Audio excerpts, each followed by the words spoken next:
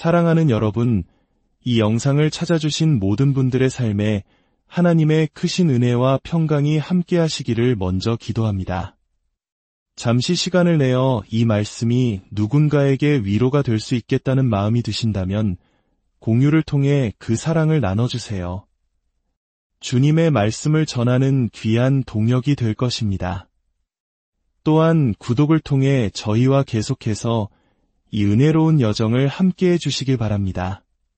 오늘 여러분께 질문 하나를 드리고 싶습니다. 혹시 하나님께서 내게 말씀하고 계신 것 같은데 이게 정말 그분의 음성인지 아니면 그저 내 생각일 뿐인지 헷갈렸던 적이 있으신가요? 간절히 기도하고 기다리며 옳은 길을 가려고 애쓰는 순간들 말입니다. 그러다 문득 어떤 감정, 어떤 순간, 혹은 머릿속을 떠나지 않는 어떤 생각과 마주하게 됩니다. 그리고 마음 깊은 곳에서 이런 질문이 떠오릅니다. 하나님, 지금 저에게 말씀하신 건가요? 오늘 우리는 하나님께서 당신에게 말씀하고 계실 때 나타나는 5가지 분명한 신호에 대해 이야기 나누려 합니다. 우리가 기대하는 방식과는 다를 수 있지만 하나님은 분명히 지금 이 순간에도 우리에게 말씀하고 계십니다. 많은 사람들이 하나님의 음성을 하늘에서 울려 퍼지는 천둥소리나 땅을 뒤흔드는 거대한 명령처럼 극적인 형태로 기대하곤 합니다. 우리 삶의 모든 소음을 뚫고 들어와 다음에 무엇을 해야 할지 정확하게 알려주는 아주 크고 명확한 신호를 상상하는 것이죠. 하지만 대부분의 경우 하나님의 음성은 크지 않습니다. 화려한 조명이나 거대한 장관을 동반하지도 않습니다. 대신 그분의 음성은 우리에게 명료함으로 다가옵니다. 그리고 그 명료함은 바로 평안이라는 형태로 나타나는 경우가 가장 많습니다. 여기서 말하는 평안은 모든 상황이 완벽하게 맞아떨어지거나 모든 문제가 사라졌을 때 찾아오는 그런 종류의 평안이 아닙니다. 이 평안은 다릅니다. 인간의 이성으로는 도저히 이해할 수 없는 평안입니다. 혼돈이 끝난 후가 아니라 바로 그 혼돈의 한복판에서 나타나는 평안입니다.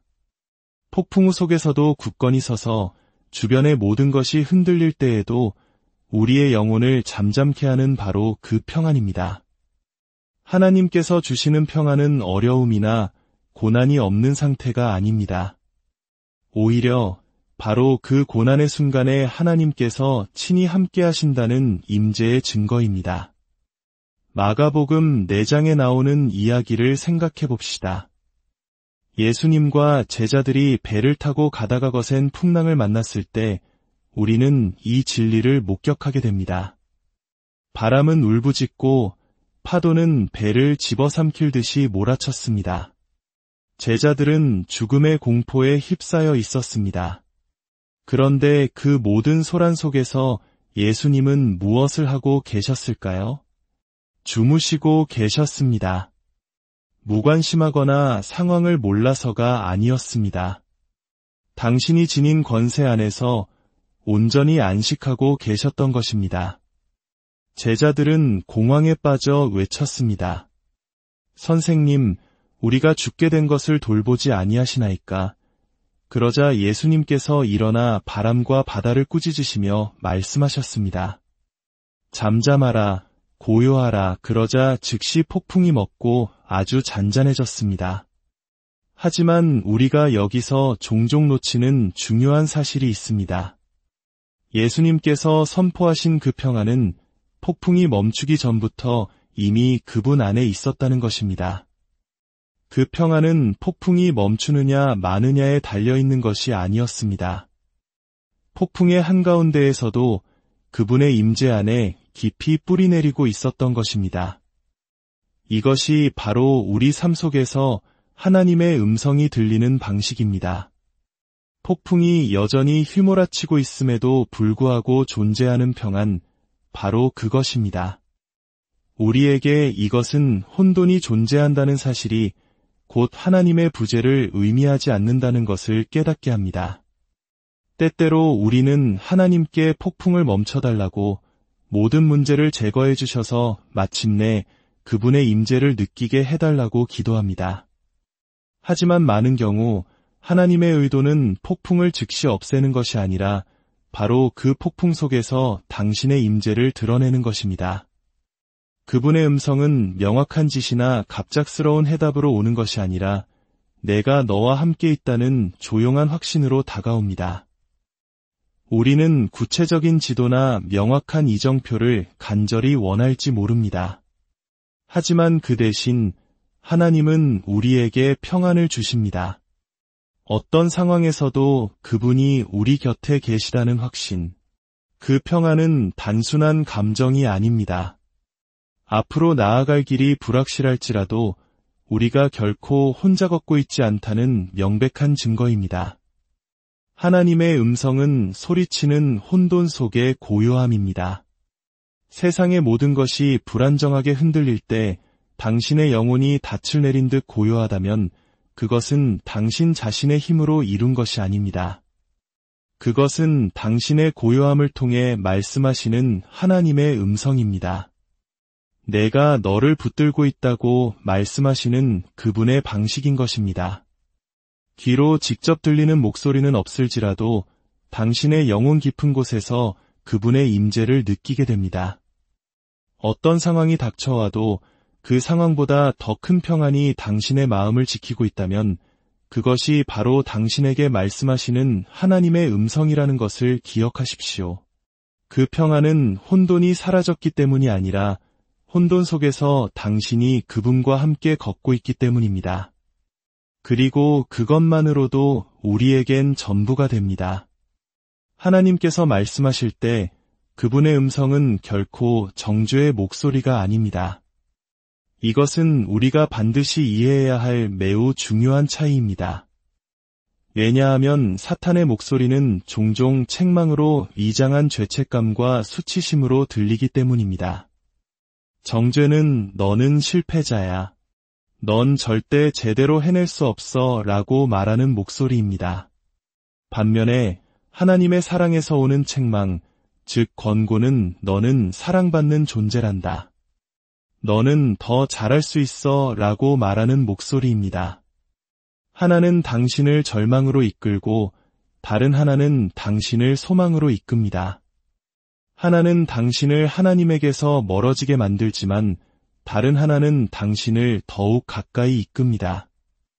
너무나 많은 사람들이 정죄와 권고를 혼동하며 잘못된 목소리에 귀를 기울여 왔습니다. 그리고 그 혼란은 우리를 수치심과 자기의심의 굴레에 갇히게 했습니다. 하지만 하나님의 음성은 다릅니다. 그분이 말씀하실 때 그분은 심판이 아닌 사랑으로 말씀하십니다. 그분이 우리 마음을 움직여 잘못을 깨닫게 하실 때 그것은 포기하라는 것이 아니라 변화하라는 초대입니다. 하나님의 권고는 우리를 안일함에서 끌어내시는 그분의 방식입니다. 그것은 당신의 삶에 무언가 잘못되었다는 것을 알 때 느끼는 내면의 끌어당김입니다. 그것은 당신을 좌절시키거나 무가치하게 느끼게 하려는 것이 아닙니다. 오히려 당신을 깨우기 위해 고안된 것입니다. 당신이 더 나은 것을 위해 창조되었다는 사실을 사랑으로 일깨워주는 것입니다. 실수한 아이를 비난하고 정죄하는 부모와 아이를 성장과 성숙으로 이끌며 부드럽게 바로잡아주는 부모의 차이를 생각해 보십시오. 하나님은 후자와 같은 부모이십니다. 결코 거칠거나 잔인하지 않으시며 언제나 인내하시고 친절하십니다. 그분의 권고는 회개로의 부르심인 동시에 회복으로의 부르심입니다.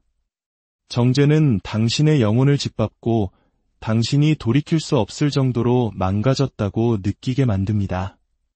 하지만 하나님의 권고는 당신의 영혼에 도전하며 변화가 가능하다는 것을 상기시켜줍니다. 하나님께서 권고하실 때 그분은 너는 너무 망가졌어 라고 말씀하시는 것이 아닙니다. 그분은 내가 부서진 것을 내가 안다. 그리고 내가 그것을 치유하고 싶다고 말씀하십니다. 사탄은 당신의 실수가 당신을 정의하고 과거의 실패가 영원한 꼬리표라고 믿게 만들고 싶어 합니다. 하지만 하나님은 당신의 실수 너머를 보십니다. 그분은 변화하고자 하는 당신의 마음을 보시고 이렇게 말씀하십니다. 내가 여기 널 도우러 왔다. 우리 함께 이 문제를 해결해보자. 우리가 실수했을 때 하나님이 우리에게 화를 내고 실망하셨을 것이라고 단정하기 쉽습니다. 하지만 진실은 하나님은 우리의 죄보다 우리의 고통에 더 마음 아파하신다는 것입니다.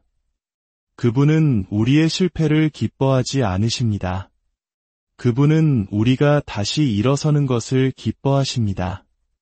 하나님의 권고는 나는 아직 너를 포기하지 않았다는 말씀입니다. 그러나 정죄는 너는 이미 끝났어 라고 말하는 덫입니다. 하나님의 음성은 우리를 억압하는 것이 아니라 자유롭게 합니다. 어둠이 있는 곳에 빛을 가져오고 절망이 있는 곳에 희망을 가져옵니다. 그분의 음성은 당신에게 실수를 인정할 용기와 상황을 바로잡을 힘을 줍니다. 당신이 실패감에 압도되거나 죄책감에 짓눌릴 때 이것을 기억하십시오. 하나님의 음성은 언제나 당신을 족쇄가 아닌 자유로 이끌 것입니다. 그분의 음성은 당신이 수치심 속에 묻혀있지 말고 일어나라고 격려할 것입니다. 당신은 당신의 실수로 정의되는 존재가 아닙니다. 당신은 그분의 사랑과 자비, 그리고 당신을 내면으로부터 변화시키고자 하는 그분의 열망으로 정의되는 존재입니다. 하나님께서 우리에게 말씀하시는 가장 확실한 방법 중 하나는 우리 스스로의 힘으로는 결코 열 수 없었던 문을 열어주시는 것입니다. 이것은 당신 삶의 경로를 바꾸는 신적인 개입입니다. 당신의 인간적인 노력과 이해를 뛰어넘는 무언가가 갑자기 가능해지는 순간입니다. 이것은 단순히 기회가 나타나는 것이 아닙니다.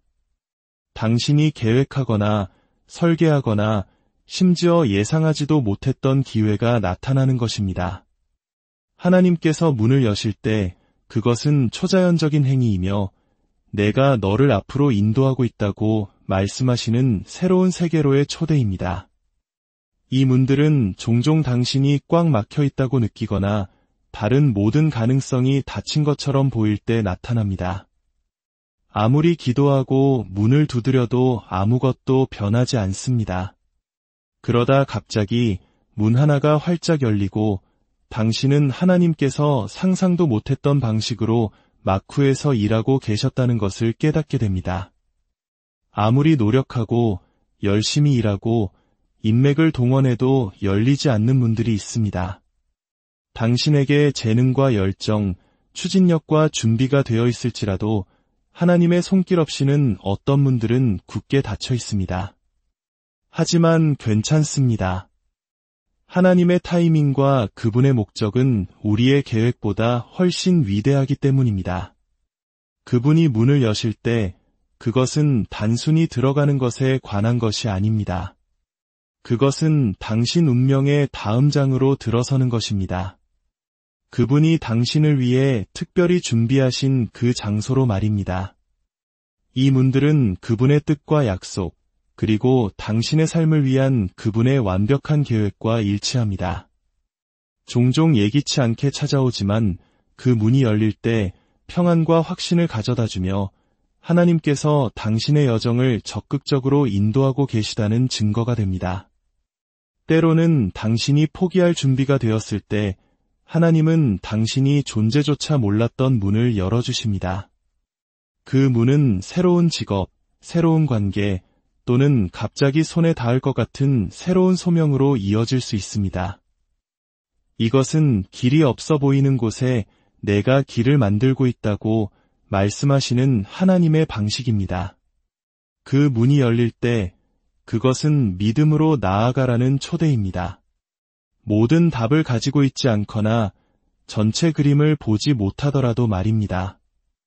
오직 하나님만이 여실 수 있었던 문을 볼 때 그것은 당신에게 그분을 더 깊이 신뢰하라고 도전합니다.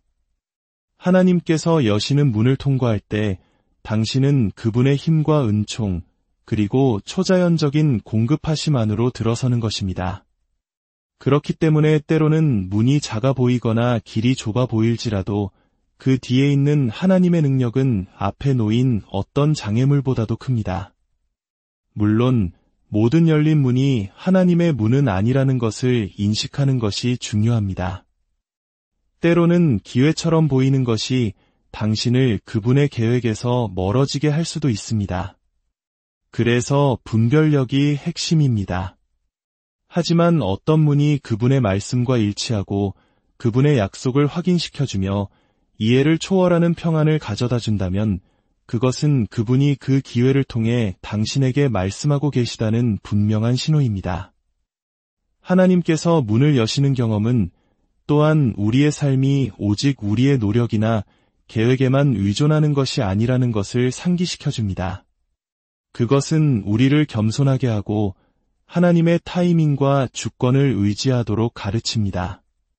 때로는 우리가 기다려온 돌파구가 더 열심히 일하는 것이 아니라 하나님께서 움직이시기를 기다리는 것에 달려있음을 일깨워줍니다. 그리고 그분이 움직이실 때 그것은 명백합니다. 그 문은 오직 신적이라고만 묘사할 수 있는 방식으로 열립니다. 하나님께서 우리와 소통하시는 가장 심오한 방법 중 하나는 그분의 말씀과 일치하는 끊임없는 마음의 울림을 통해서입니다. 이 울림은 스쳐 지나가는 생각이나 무작위적인 충동이 아닙니다. 그것은 당신의 영혼 속에서 계속해서 되돌아와 주의를 기울이고 행동하고 신뢰하라고 초대하는 일관된 움직임입니다. 이 울림이 성경 말씀과 일치할 때 그것은 무시할 수 없는 명백한 권위와 명료함을 지니게 됩니다.